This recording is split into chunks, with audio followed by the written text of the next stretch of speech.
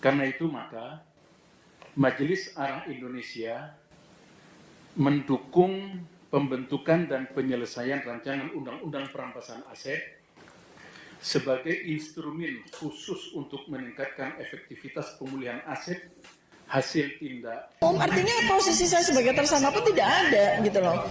Jadi kalau seandainya peradilan ini tidak memutus apa yang kami minta dalam petitum kami, artinya saya disandera sebagai terdakwa dengan sewenang-wenang.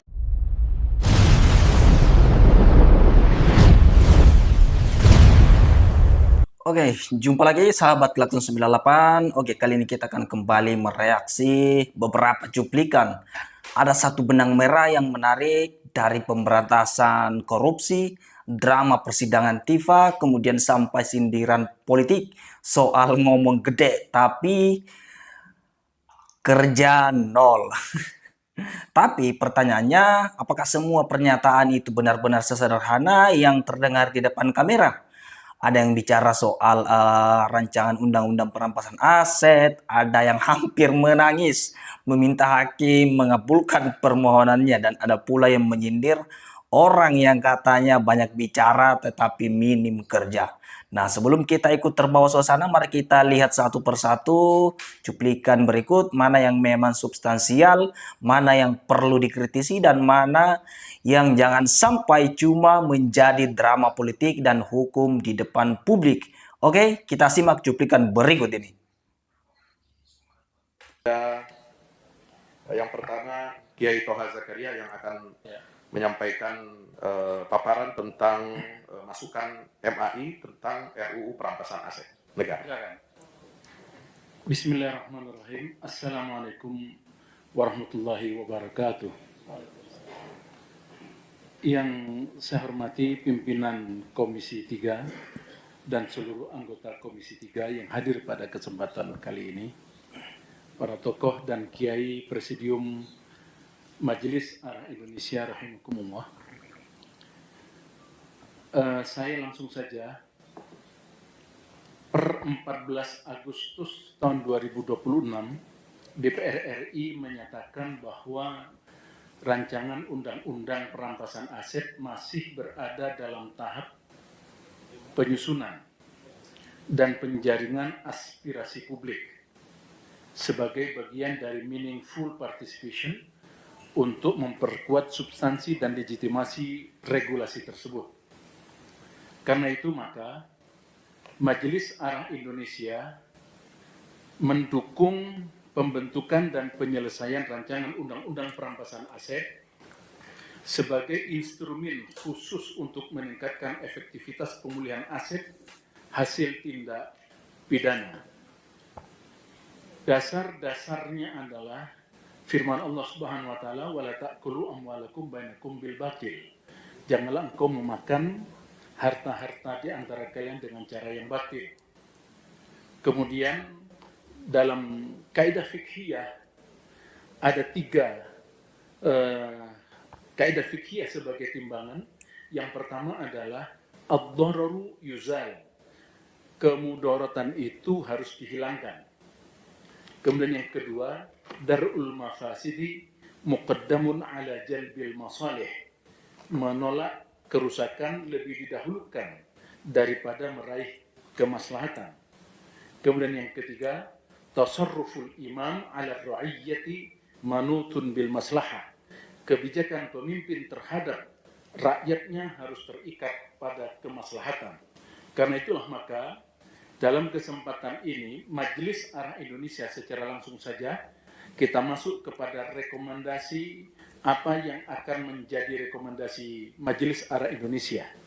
Yang pertama sudah saya sampaikan tadi, Majelis Arah Indonesia mendukung pembentukan dan penyelesaian rancangan undang-undang perampasan aset sebagai instrumen khusus untuk meningkatkan efektivitas pemulihan aset hasil tindak pidana.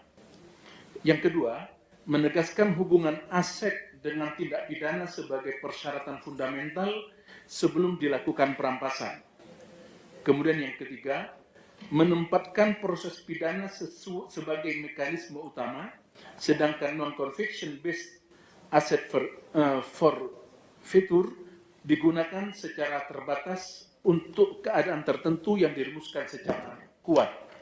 Kemudian yang keempat, menjamin kontrol pengadilan terhadap tindakan pemblokiran, penyitaan, dan perampasan yang menyentuh hak kepemilikan warga negara.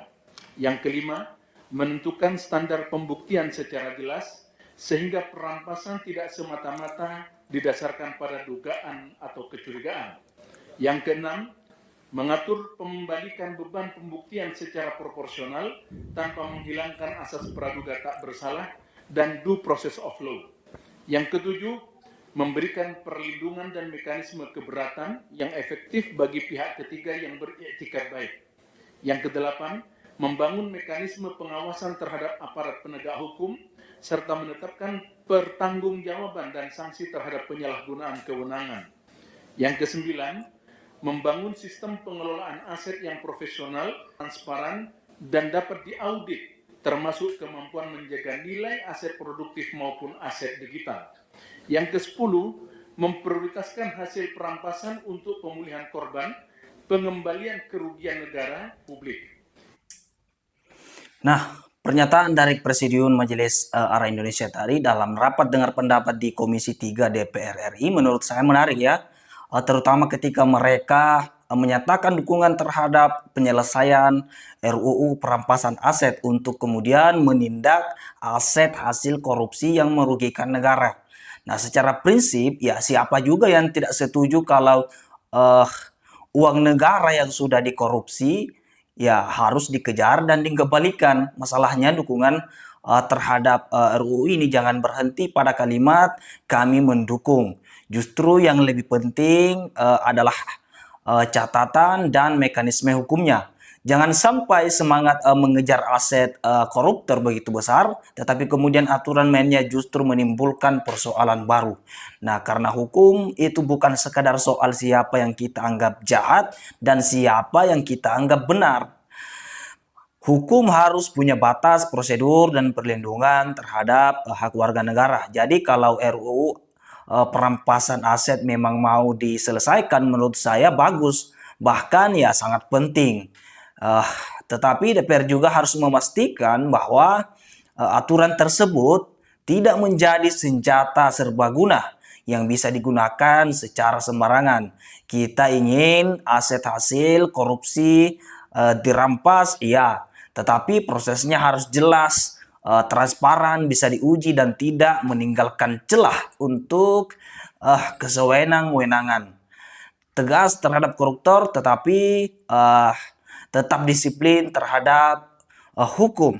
Itu baru namanya pemberantasan korupsi yang bagus.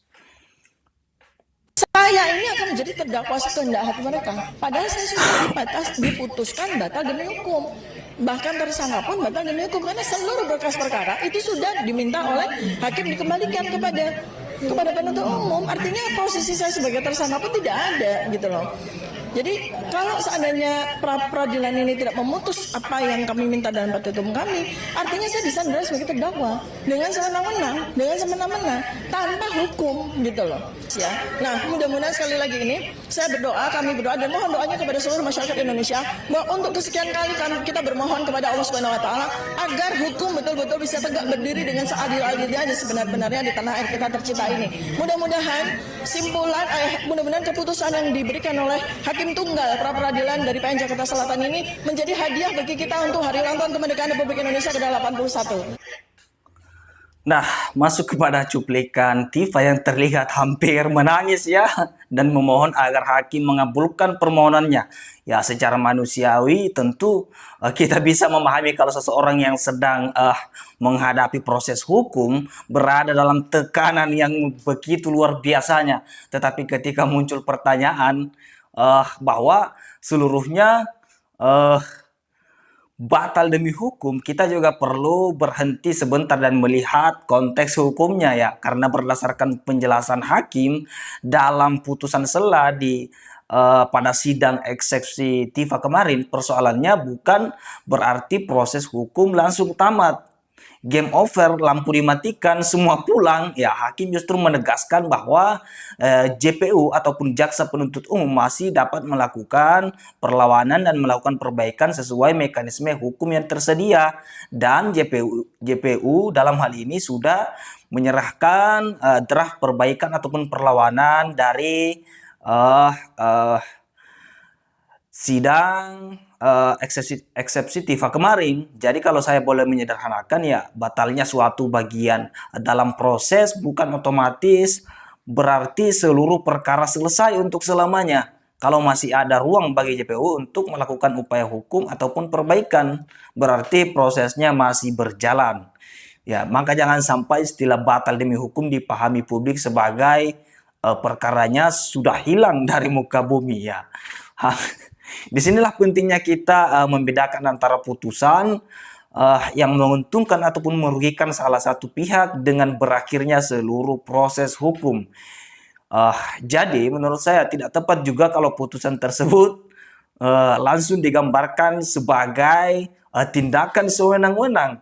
Selama masih ada mekanisme hukum yang dapat ditempuh oleh para pihak, ya maka prosesnya belum selesai. Ibarat pertandingan sepak bola, ya ini belum peluit panjang, baru mungkin ada pergantian strategi.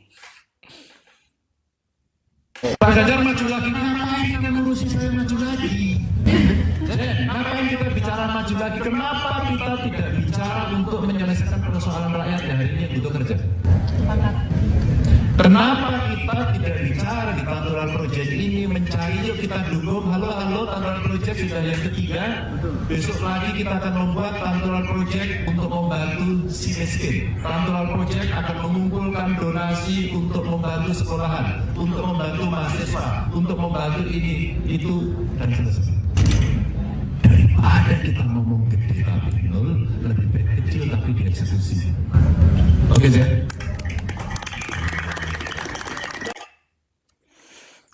Nah, kemudian kita masuk kepada pernyataan Ganjar Pranowo yang menyinggung seseorang yang dianggap ngomongnya gede tetapi kerjanya nol.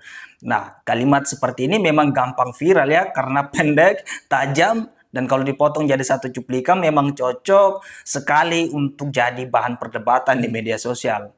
Ya, tetapi menurut saya persoalannya jangan berhenti pada siapa yang disindir. Pertanyaan yang lebih penting adalah kemudian kalau memang ada orang yang banyak bicara tetapi minim kerja, lalu apa ukuran kerjanya? Karena masyarakat tidak hidup dari slogan. Masyarakat butuh hasil. Ada masyarakat miskin yang membutuhkan kebijakan nyata, ada mahasiswa kurang mampu yang membutuhkan akses pendidikan, dan masih banyak persoalan sosial yang tidak selesai hanya dengan pidato dan konferensi pers di depan media. Di sisi lain, ya kritik seperti ini juga seharusnya berlaku dua arah dan kepada siapapun.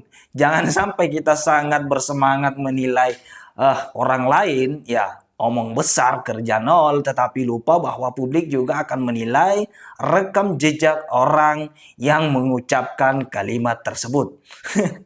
Ya, pada akhirnya masyarakat bukan hanya membutuhkan pejabat yang pintar bicara, tetapi juga kebijakan yang terasa dampaknya, yang terasa hasilnya.